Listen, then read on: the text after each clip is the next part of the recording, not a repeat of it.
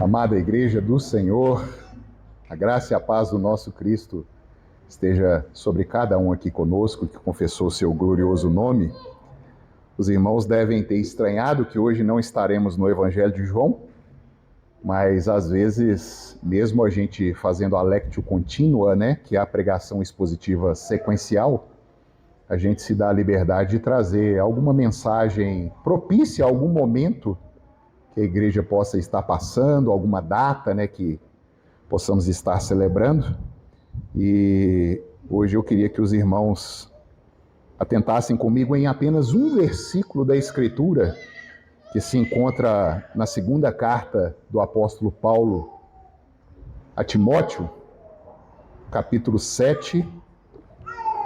4, versículo 7. 2 Timóteo,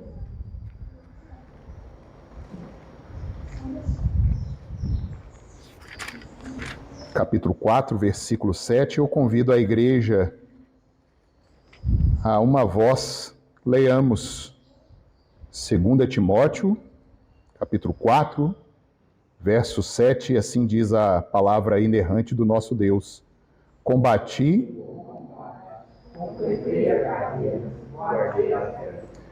Irmãos, mais um ano aí chegando ao fim, último dia do ano.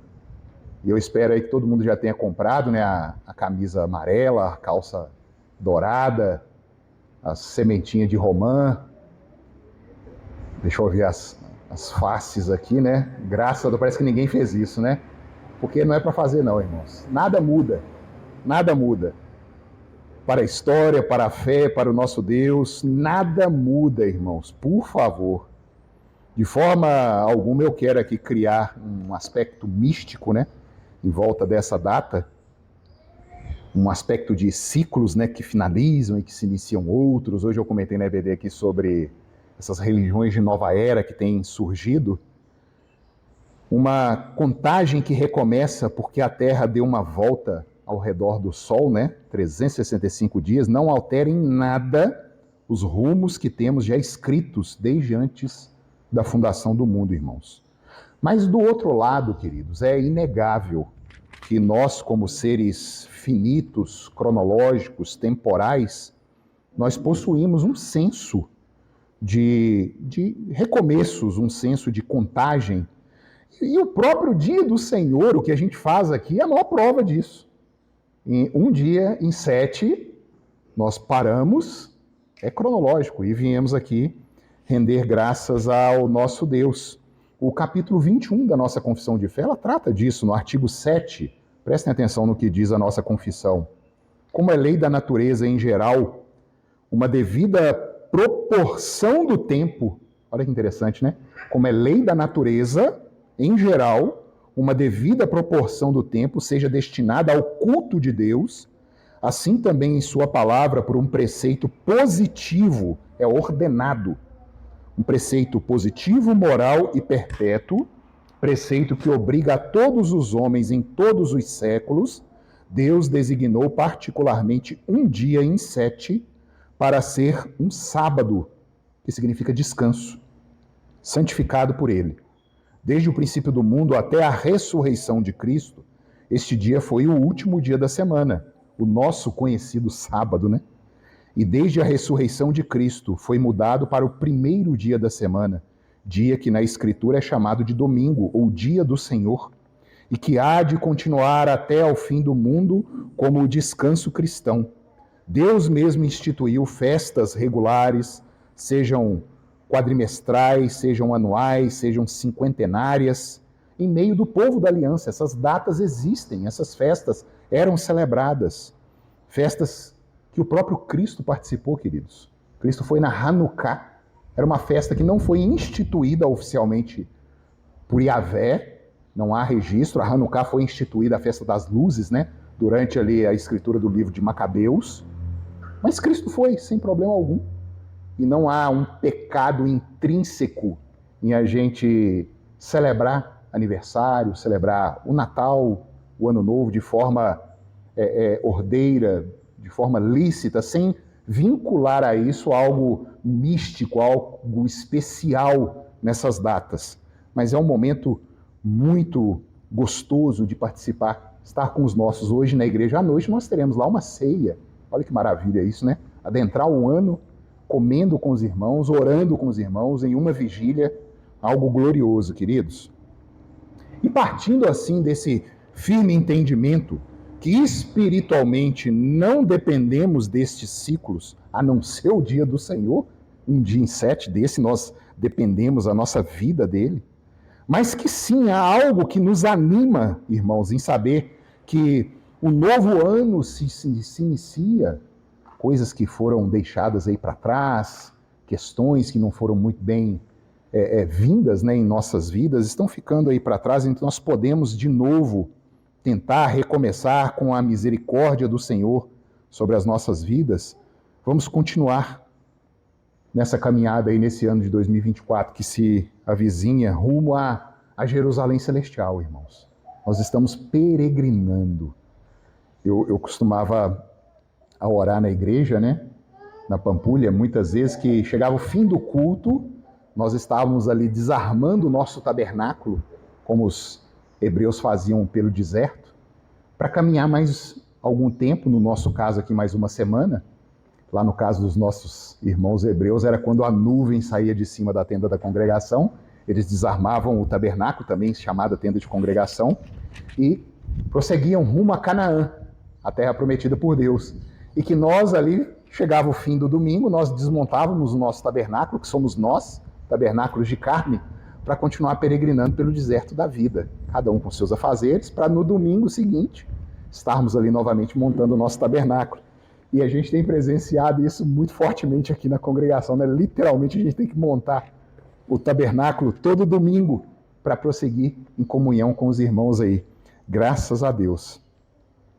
E aqui nós, hoje, dia 31 de dezembro de 2023, estamos diante desse texto de Paulo, um texto que Paulo escreveu já no final da sua vida. Eu vou dar aqui um panorama, né, tanto desse documento, quando ele foi escrito. Essas pregações de um versículo é um perigo, viu, irmãos? Cuidado. É obrigação do pregador dar o contexto do autor, do documento, para a gente chegar exatamente à mensagem. Combati o bom combate, completei a carreira e guardei a fé. Por que Paulo escreveu isso? Esse verso solto dessa manhã que nós vamos examinar aqui. Paulo, queridos, o apóstolo, é conhecido como o apóstolo fora de tempo. Ele mesmo se intitula assim. Aquele que foi chamado pelo Senhor pessoalmente depois da ascensão de Jesus Cristo. E é o apóstolo que mais escreveu no Novo Testamento, irmãos. São 13 cartas do apóstolo Paulo, nominalmente identificadas. O Novo Testamento ele é tão interessante que nós temos os evangelhos, que é a boa nova. Deus chegou aqui. Mateus, Marcos, Lucas, João. Nós temos o começo ali da igreja na nova aliança com as suas angústias, as suas aflições, as heresias começando a entrar dentro da igreja, ensinos diferentes daquilo que Jesus Cristo tinha deixado, até assuntos que Cristo nem havia tratado ele mesmo. Paulo costuma citar isso. Olha, isso aqui eu não falo da parte do Senhor, Jesus não deu atenção para isso aqui, mas nós, inspirados pelo Espírito Santo, vamos dar atenção a esse assunto aqui. E aí ele instrui na continuidade da igreja por cartas, essas igrejas que iam nascendo, firmando ensinos, combatendo heresias, fundamentando a igreja. Os evangelhos é como se fosse o pavimento da entrada, né, do palácio de Deus. Aí nós temos as duas grandes colunas sobre esse pavimento. Os teólogos dizem que é a carta de Paulo aos Romanos e a carta aos Hebreus, são as duas grandes colunas, as cartas mais teológicas e cristológicas do Novo Testamento. Nós temos um arco por cima dessas colunas, né? Os evangelhos, a base, as colunas de Romanos e Hebreus, e um arco com os demais documentos do Novo Testamento, e no centro o Apocalipse, a grande coroa, que é o Novo Testamento, mostrando assim o fim desde agora. E Paulo, ele, nesta carta que vamos adentrar aqui, a carta que ele escreve da prisão, Paulo estando preso, ele escreve a um colega de ministério. que é o pastor Timóteo, aquele oficial que havia aprendido diretamente deste apóstolo. O apóstolo chama ele de filho, filho na fé. Timóteo, cujo nome significa honrado por Deus. Esse Timóteo ele surge nas Escrituras durante a segunda visita de Paulo à cidade de Listra, na região da Anatólia. Ali indicado como um discípulo de Paulo, filho de uma judia e de pai grego, onde Paulo chama de próprio filho, está lá em Atos 16, de 1 a 3, como eu citei aqui. Sua mãe e avó são citadas nominalmente pelo apóstolo em suas cartas pela dedicação em ensinar as Escrituras a Timóteo, merecendo menção honrosa no primeiro capítulo, no versículo 5.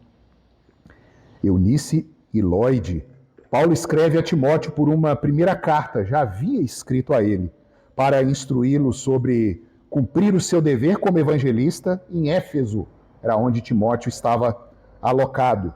Paulo alerta sobre falsas doutrinas, irmãos, nessa primeira carta. E como devem ser rejeitadas essas falsas doutrinas.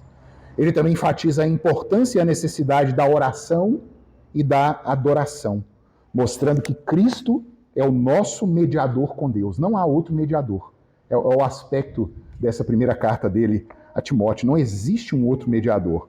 O reconhecimento e as características também de um supervisor para a igreja, Paulo enfatiza nessa primeira carta dele, tanto de diáconos quanto presbíteros. E o auxílio e a responsabilidade da igreja diante de irmãos mais frágeis, como viúvas, como idosos, como os servos, aqueles que são fragilizados no meio da comunidade. Paulo nos ensina isso. Nessa segunda carta agora, Paulo continua insistindo sobre a sã doutrina e sobre como ser fiel nos traz dificuldades e perseguições. Você quer ser fiel a Jesus no mundo como está? Você vai sofrer perseguição, você vai sofrer zombaria, você vai ser rejeitado. Já é claro isso. A ponto do próprio apóstolo Pedro, na carta dele, meio que exortar a igreja, escreve assim: por que vós estáis maravilhados pelo fogo que vem provar a vocês, como se coisa extraordinária fosse? É exatamente isso que tem que acontecer. É a aprovação. E Paulo chama a atenção de Timóteo nessa segunda carta. Olha que Paulo escreve lá no capítulo 3, de 1 a 5, ele registra assim: sabe, porém, isto, que nos últimos dias sobrevirão tempos trabalhosos, porque haverá homens amantes de si mesmos, avarentos, presunçosos, soberbos, blasfemos, desobedientes a pais e mães, ingratos, profanos, sem afeto natural, irreconciliáveis, caluniadores, incontinentes, cruéis, sem amor para com os bons, traidores, obstinados, orgulhosos, mais amigos dos deleites do que amigos de Deus, tendo aparência de piedade, mas negando a eficácia dela. Destes, afasta-te. É o conselho de Paulo a Timóteo. O foco de Paulo continua o mesmo, queridos.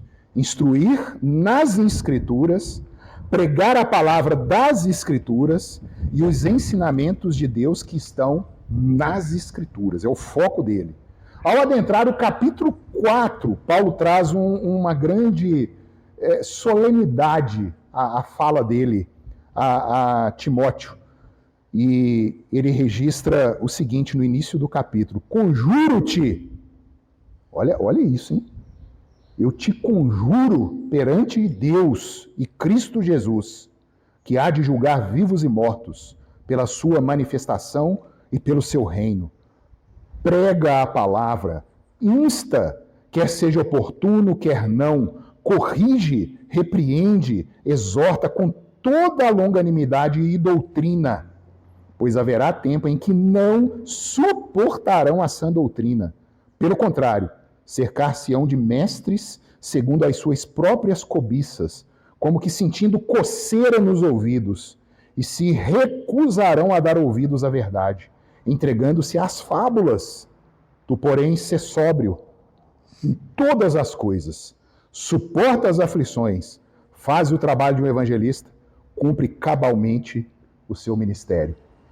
Está nesse capítulo, nos versículos de 1 a 5. Paulo, terminando sua carta ao seu amigo, não se preocupa com as roupas que ele estava vestindo, com as casas que ele tinha comprado, com os bens, com a fama, nada. A sua severa preocupação é com a doutrina, irmãos.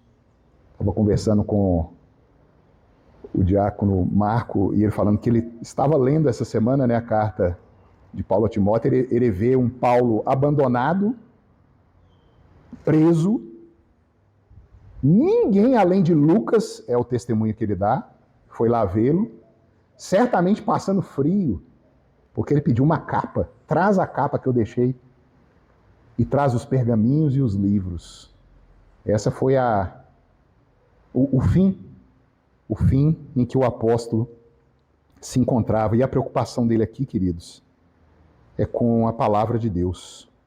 Versículo 6, ele registra assim: quanto a mim, estou sendo já oferecido por libação e o tempo da minha partida é chegado. Paulo está se despedindo do seu companheiro como que estivesse passando-se o bastão da continuidade do evangelho, a doutrina, a sucessão doutrinária da igreja. E que aquela obra, a própria doutrina cristã, era muito maior do que ele. Paulo não se preocupava com ele mesmo, irmãos. Ele sabia da verdade. Ele sabia do motivo da vida. Ele sabia do porquê das aflições, das angústias, das dores, dos sofrimentos. Ele sabia a verdade sobre tudo, sobre a própria existência. E aí a gente chega nesse versículo 7 aí, tendo preparado esse caminho, e Paulo vaticina de forma confiante o que eu vou repetir de novo para os queridos aqui essa manhã. Eu, Paulo, eu combati o bom combate, completei a carreira e guardei a fé. Irmãos, o novo ano está adentrando. Como que nós fomos durante esse que acaba, queridos? Eu queria pegar, e eu tenho muito medo em pregações, em cair num aspecto mais moralista do texto da Escritura do que redentivo. A Bíblia ela foi dada para redimir. Ela não foi dada principalmente para dar exemplo de nada. O exemplo vem posteriormente à redenção. E é óbvio que nós vamos usar, Paulo mesmo fala, né, sede meus imitadores, como eu sou de Cristo, use o meu proceder, a minha vida como espelho, mas isso não é o foco. A Escritura ela foi dada como redenção de homens caídos. Será que nós vamos estar vivos amanhã? Já parou para pensar? Eu tive a notícia pelo Guilherme, ontem conversando com ele, que um amigo que ele pediu oração no grupo de intercessão, chamado Gabriel, parece que estava parado com a moto no sinal, chegou um outro motoqueiro e esbarrou nele. E estava chegando um ônibus para parar, ele caiu da moto e o ônibus passou por cima da bacia dele. Estava ruim no hospital. Aí eu falei, Guilherme, um cara trabalhador, o Gabriel, não conheço não, mas trabalhador, segue sua vida. Mudou o rumo da vida dele. Parece que saiu da situação lá do CTI, está conseguindo recuperar, teve que operar a bacia, foi quebrada. O ônibus literalmente passou por cima dele igual um quebra-mola. Irmão, será que nós vamos estar vivos amanhã? Será que vamos caminhar 2024? Será que Deus verdadeiramente tem algo para nós? Ou hoje, como Jesus fala no Evangelho de Lucas, né? Na parábola, louco, pedirei conta da tua alma esta noite e o que tens a oferecer ao vosso Deus. Eu não estou perguntando aqui a sua idade, o seu sexo, a sua cor. Podemos dizer, combatemos até aqui o bom combate, estamos completando a carreira. Se for hoje o fim, completou a carreira e guardou a fé. Nós vemos aqui, irmãos, eu queria dar destaque nessas 3 orações no sentido da língua portuguesa, né? Cada uma ali com um verbo e um substantivo. A gente vê aqui 3 substantivos e 3 verbos. Combate, carreira e fé são substantivos. E nós vemos os verbos combater, completar e guardar. Então, no primeiro lugar, combati o bom combate. Paulo nos informa que existe um combate que é bom e deve ser lutado, irmãos.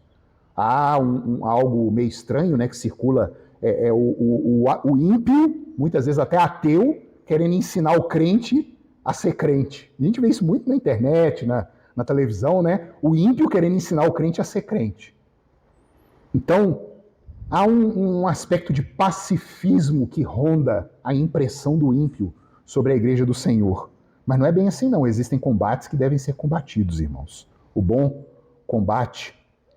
E esse combate que Paulo diz aqui, ele se divide em dois aspectos. E que devem ser entendidos e que são aspectos que Deus nos convoca para lutar. E são os que o próprio apóstolo combateu na vida dele. Por isso que ele diz isso. É um combate interno, é uma luta nossa, com a gente mesmo, e um combate externo. Eu queria que os irmãos pensassem nesses dois aspectos agora. Primeiramente, o combate interno. O autor aos Hebreus, que eu arrisco dizer aqui que foi Paulo, né? Há contradições aí, controvérsias, mas eu sempre falo assim, Paulo escreveu aos Hebreus, continuo com essa visão. No capítulo 12, versículo 4, diz o seguinte: ora, a nossa luta contra o pecado ainda não tendes resistido até o sangue. Eu leio isso aqui, mas me dá uma tristeza. Às vezes em que eu peco por pecar. E o autor aos Hebreus vira e diz assim, nessa luta contra o pecado, você nem chegou a derramar sangue ainda para resistir a esse pecado. E você já abriu mão, já chutou o balde, como se diz, e já pecou. O primeiro bom combate que irá produzir fruto para as nossas vidas é o combate contra o ego, contra a gente mesmo, contra os nossos desejos, as nossas ambições, as nossas vontades, os nossos anseios. A gente é cheio de vontade, cheio de eu tenho direito. Parece que a geração agora tem direito, é meu direito. A gente vive nesse meio. Eu não estou aqui, irmãos, pregando algum tipo de monasticismo, como se a gente tivesse que se ausentar do mundo, né? Deus criou, como diz o Salmo 115, os céus como seu trono, o trono da sua glória, e a terra ele deu aos filhos dos homens. Esse mundo é nosso. Deus nos deu. Não estou falando aqui para a gente se ausentar desse mundo. Mas há um problema debaixo do sol, queridos. O pecado. O pecado estragou todas as nossas afeições, todos os nossos amores, todas as nossas percepções foram severamente danificadas pelo pecado. Paulo chega a registrar em 1 Coríntios, capítulo 9, versículo 27, o seguinte: eu esmurro o meu próprio corpo e o reduzo à escravidão, para que, tendo pregado a outros, não venha eu mesmo a ser desqualificado. Para não ser aquilo que Jesus fala dos fariseus, né? Façam o que eles digam, mas não façam o que eles fazem. É exatamente isso. Faça o que eu digo, mas não faça o que eu faço. Paulo fala que ele se esmurra para não ser um mau exemplo, para continuar esse bom combate interno. Nós, os que cremos, somos chamados a pregar ao mundo, como o próprio Paulo está instruindo Timóteo em sua carta. Prega a palavra, insta, quer seja oportuno, quer não, corrige, repreende, exorta com toda a longanimidade e doutrina. Se isso não for, irmãos, em conjunto com o bom combate que Paulo está lutando, nós estamos sendo chamados de hipócritas pela Escritura. Se o bom conhecimento teológico, e eu firmei um compromisso primeiramente com Deus e depois com os irmãos, já algumas vezes falei, de não poupá-los de teologia, e teologia pesada, eu não vou poupar essa igreja, porque é isso que salva e que dá substância. Mas se isso não for acompanhado desse combate interno, desse negar-se a si mesmo e tomar a cruz, nós seremos encontrados hipócritas diante de Deus. E quem sabe continuando durante 2024 como verdadeiros hipócritas. O combate é contra nós e as potestades deste mundo tenebroso. Combati o bom combate. Em segundo lugar, queridos, completei a carreira. Completei a carreira. Paulo aqui já um senhor, não temos como afirmar aqui a sua idade, mas já um senhor. Além dessa luta que ele travou, e que Deus nos convoca a lutar, a boa luta, o apóstolo nos informa que precisamos chegar até o fim, prosseguir. Nós temos aí na nossa bendita doutrina, né, a perseverança dos santos. É completar o que foi proposto. A luta árdua, irmãos, vai ter um fim um dia. Vocês já pararam para pensar? Vai ter um fim. Volto de novo a Hebreus 12, né, como eu tinha apelado aqui na primeira parte. Porquanto também nós, visto que temos a rodear-nos tão grande nuvem de testemunhas, ele está falando aqui do capítulo 11, né, os heróis da fé, chamados heróis da fé, desembaraçando-nos de todo o peso e do pecado que tenazmente nos assedia, corramos com perseverança a carreira que nos está proposta, olhando firmemente para o autor e consumador da fé. Irmãos, eu costumo falar que existem questões na vida do crente que ele ainda está se embolando, está se enrolando nelas, que nem pecado é. E que o autor aos Hebreus, Paulo, fala aqui, deixa o pecado para trás. Pecado é pecado e sem negociação, sai fora dele. Mas tem coisa que é peso, que nem pecado é, mas é peso que Jesus não mandou você carregar e você continua arrastando essa imundícia atrás de você, em vez de largar o trem para trás, como o peregrino fez, né, de John Bunyan, largar o fardo, que não é de sua conta, fardo que é da conta de Jesus Cristo, para que você consiga prosseguir e completar a carreira. As Escrituras nos testificam, tendo o nome do próprio Deus como garantia, que aquele que começou boa obra há de terminá-la até o dia de Cristo Jesus, irmãos. Filipenses 1,6. Está difícil? Não preocupa além da conta, não. Tem coisa que não é problema seu para você resolver. E as coisas que é problema nosso para a gente resolver, a gente muitas vezes não mexe e não resolve. E fica adentrando naquilo que é de Deus. O Espírito Santo nos levará até o grandioso dia. Deus nos está convocando a completar a carreira, queridos, porque já está ganha. O reverendo Giovanni pregou em Josué, se eu não me engano, capítulo 1 ou 2, e foi um impacto tão forte, porque Deus vira para Josué e fala assim, Josué, tá aí, ó. Vocês chegaram à terra prometida. É de vocês. Mas agora, luta, conquista, completa aí o que já está pronto. É exatamente isso. A Jerusalém Celestial está ali, ó. Já está. O sangue foi derramado, como diz Cristo, tetelestai, está consumado. Mas nos cabe agora prosseguir naquilo que é problema nosso. Lutar o bom combate, completar essa carreira, queridos. 2 Coríntios 2, 14 e 16, Paulo registra assim: graças, porém, a Deus que em Cristo sempre nos conduz em triunfo e por meio de nós manifesta em todo lugar a fragrância do seu conhecimento. Porque nós somos para com Deus o bom perfume de Cristo, tanto nos que são salvos como nos que se perdem. Para com estes, os que se perdem, somos cheiro de morte. Para com aqueles, os que são salvos, aroma de vida para a vida. Quem, porém, é suficiente para estas coisas? Combati o bom combate, completei a carreira, Paulo diz. Completei, não há mais o que fazer. Ele perseverou, irmãos. Ele creu naquilo que Jesus Cristo tinha feito na cruz. Ele foi até o fim e ele conseguiu chegar até lá. E em terceiro e último lugar, queridos, depois de combater o combate, completar a carreira, o mais importante, porque até crentes de uma visão mundana, terrena, pode fazer isso. combater o bom combate, chegar até o fim, mas o mais importante que o ímpio não pode fazer é guardar a fé que Deus deu. Caminhando aqui para a conclusão, queridos, lutar as lutas corretas, perseverar nessas lutas sabendo que é Deus quem está cumprindo aquilo que Ele prometeu e somente obedecermos, isso tudo não vai valer nada se não houver fé.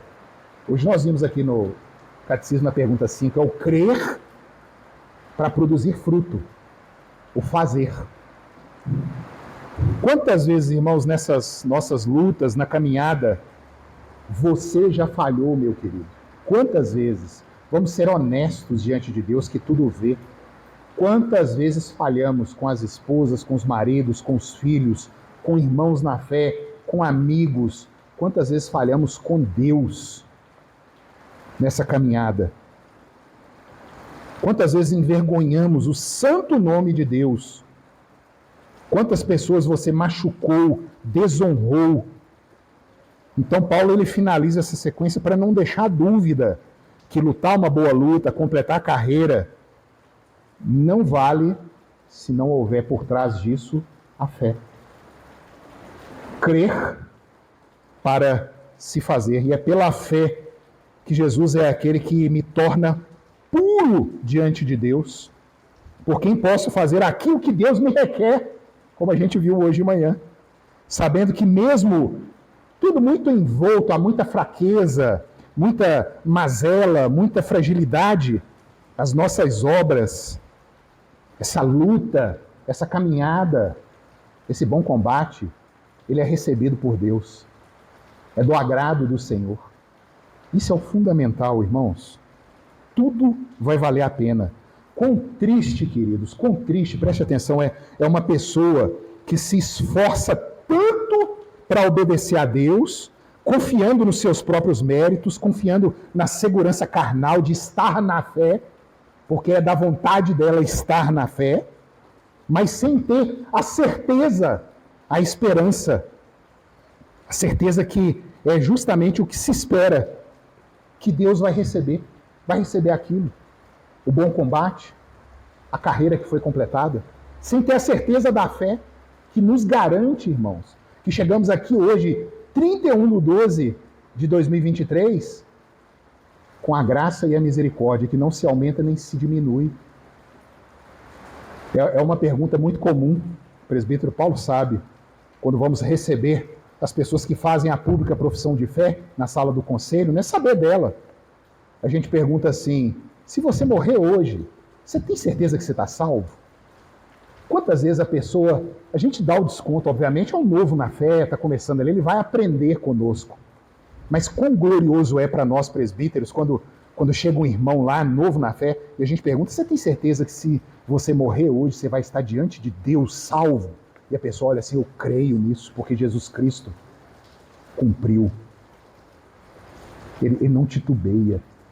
Ele sabe que não é por ele, é pela fé. Já passou isso na sua cabeça, meu querido? A coroa que nos será entregue pelo Cristo foi conquistada por Ele. Não foi por você, não. Não foi conquistada pelas suas lutas, pela sua perseverança, pelo seu bom combate, não. Você chegou a esse ponto porque a base foi a fé. E aí você pode receber, mesmo que as suas lutas foram glórias, muitas vezes com derrotas, mesmo que a carreira tenha sido mais ou menos, né? Caindo aqui, escorregando ali, mas é a fé no justo de Deus, a inteira confiança nisso, é que vai te levar até o que Paulo nos diz aqui agora. Então entenda, meu querido, Deus vos chama a lutar as boas lutas. 2024 chegando. Deus vos chama a completar a carreira.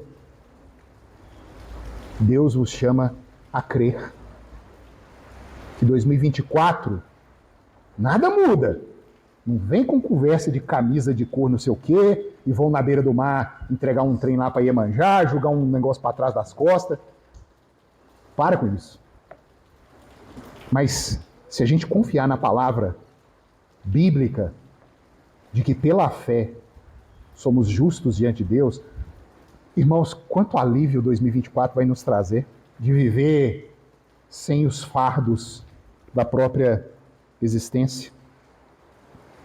Por que, queridos, continuar lutando lutas que não valem a pena?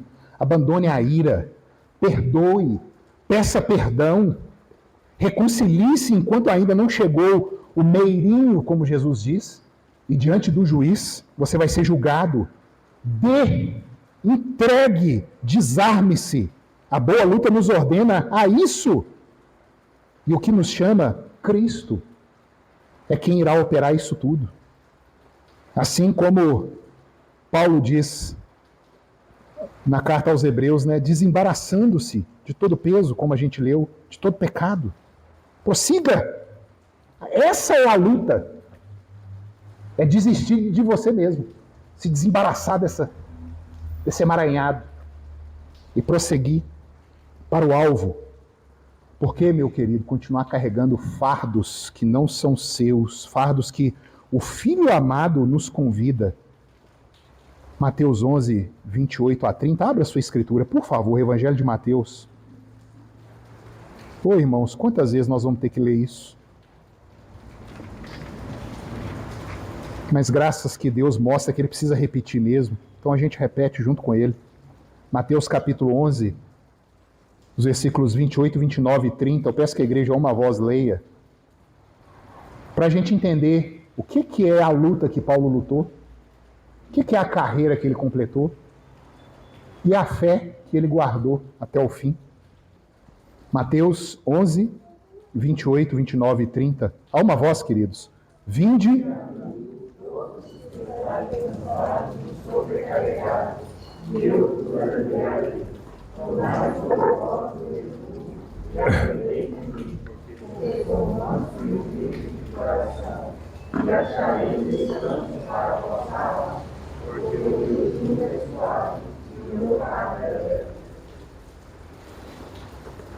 Talvez as mais novas aqui que já fizeram um pouco a profissão de fé, seja Vivi, seja Esther, acho que sim. Combata o bom combate, complete a carreira, guardem a fé. Não é por causa da idade, não. Talvez a mais velha aqui, Terezinha, 75, a mais pecadora de todas, a que mais viveu. Quanto mais tempo a gente vive, mais pecado, irmãos. Terrível. Mesma coisa. Não tem idade, não tem cor, não tem sexo, não tem nada. O meu fardo é leve, o meu jugo é suave. Hoje, queridos, se Deus vos chamar à presença dele, você pode, na hora da sua morte, combater o bom combate, completei a carreira e guardei a fé. E assim, continuar com o texto, na continuidade, depois do versículo 7, quando Paulo diz assim, no versículo 8, já agora a coroa da justiça me está guardada, a qual o Senhor, reto juiz, me dará naquele dia. E não somente a mim, mas também a todos quantos amam a sua vinda. Queridos, Deus abençoe esse último dia do ano e que comecemos amanhã crendo exatamente nisso aqui. A coroa da glória está nos reservada. Vamos combater o bom combate, vamos seguindo a carreira para completá-la, guardando essa fé. E a coroa nos será entregue. Vamos ficar de pé, amados? Por favor. Pai Santo, nós te rendemos graças, Deus. De nós mesmos nunca poderíamos dizer que temos combatido lutas boas, que estamos completando a carreira. Muito pelo contrário, somos honestos aqui diante do Senhor. E quantas lutas estamos travando que o Senhor não nos chama a travar. Quanta lambança temos feito na carreira, Senhor. Um povo de dura serviço, obstinado. Mas é o povo que o Senhor amou. É o povo que o Senhor diz que é a menina dos seus olhos. É o povo por quem Cristo derramou sangue. Este povo do qual eu e cada um aqui que confessou a este Cristo faz parte. Porque essa é a fé que o Senhor nos manda guardar. E assim, Deus, podemos nos apresentar santos e imaculados diante do Senhor em Cristo, porque somos membros deste corpo Ele é o cabeça, é o nosso representante. É aquele que nos tirou da maldição do madeiro e tomou o nosso lugar. Louvado seja o Senhor pelo ano que se iniciará amanhã. E que, Deus, nós abandonemos as fantasias, as fábulas, os misticismos, Senhor. Filtra e limpa a nossa mente para crermos, Deus, que podemos sim celebrar com os queridos, mas confiando sempre no autor e consumador da fé, Jesus, que é o que nos levará. Abençoa cada lar aqui, Deus. Dá glória a nós, como o salmista diz. Graça, misericórdia nessa congregação, Pai, durante todo esse 2024. Traz os que são teus. Tira do nosso meio, Deus, o joio, o cabrito, porque o Senhor diz, Pai, que nós não podemos mexer porque não sabemos. Podemos arrancar trigo, podemos ferir ovelhas, mas o Teu Espírito Santo sabe, Deus, quem é joio, quem é cabrito, e nós te clamamos, tira-os do nosso meio e traz os eleitos do Senhor. Ajuda-nos a pregar o Evangelho como Paulo insistiu aqui com Timóteo, sendo oportuno ou não, em tempo e fora de tempo, o Evangelho simples, que Cristo morreu pelos nossos pecados e ressuscitou ao terceiro dia, porque aquele que confessar com seus lábios isso, crendo no coração no Senhor que o ressuscitou, será salvo. E é em nome de Jesus que nós oramos com perdão de pecados. Amém. Queridos, receber a bênção. O Senhor te abençoe e te guarde. O Senhor faça resplandecer o rosto sobre ti e tenha misericórdia de ti. O Senhor sobre ti levante o rosto e te dê a paz. Que a graça do nosso Senhor Jesus, o amor de Deus, o eterno e todo-poderoso Pai, e as misericórdias e o consolo do Espírito Santo esteja sobre o Israel de Deus agora e para todo sempre. Amém. Amém. Amém. Amém.